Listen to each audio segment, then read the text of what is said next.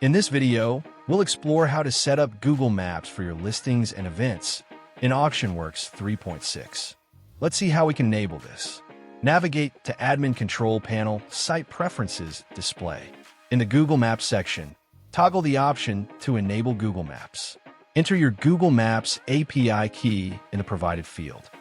Once Google Maps integration is enabled, when creating or editing a listing or event, go to Google Maps section.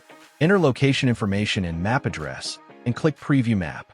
Note the location will be saved based on the map address only and does not update based on change in the map position.